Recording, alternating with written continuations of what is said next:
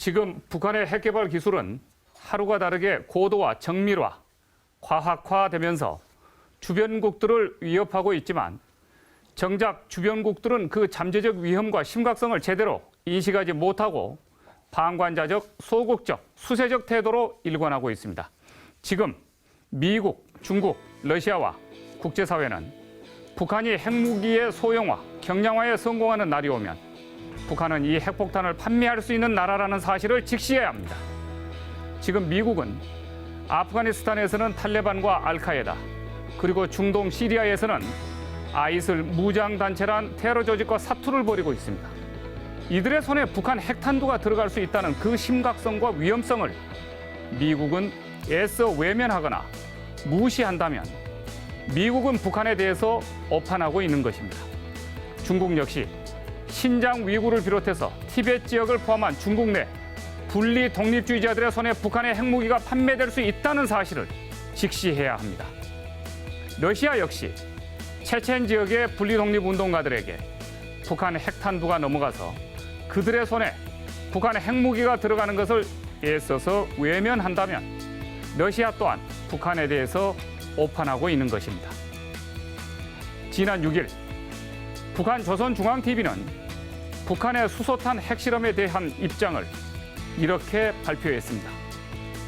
우리 공화국은 책임 있는 핵 보유국으로서 침략적인 적대 세력이 우리의 자주권을 침해하지 않는 한 이미 천명한 대로 먼저 핵무기를 사용하지 않을 것이며 어떤 경우에도 관련 수단과 기술을 이전하는 일은 없을 것이다. 이렇게 밝혔습니다.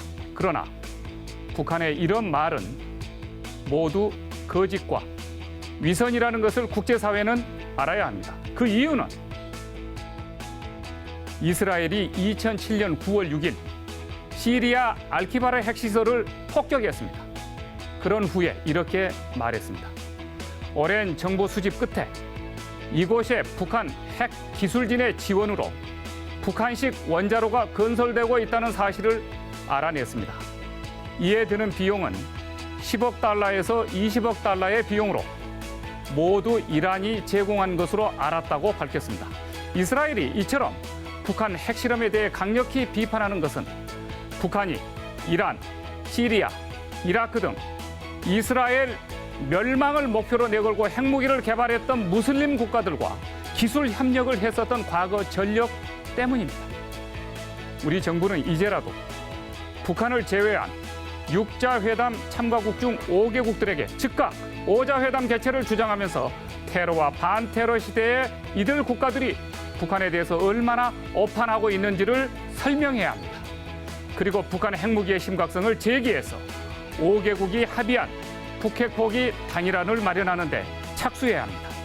그 하나는 9.19 공동선언을 기초로 한 외교적 평화적인 협상안이 되어야 할 것이고 다른 하나는 압박적 포기론이 되어야 할 것입니다. 그래야만 우리는 핵 없는 한반도에서 통일한국, 대한강국의 문을 열 수 있을 것입니다. 장성민의 시사탱크, 저는 내일 이 시간에 다시 찾아뵙겠습니다. 시청해 주신 여러분 대단히 고맙습니다.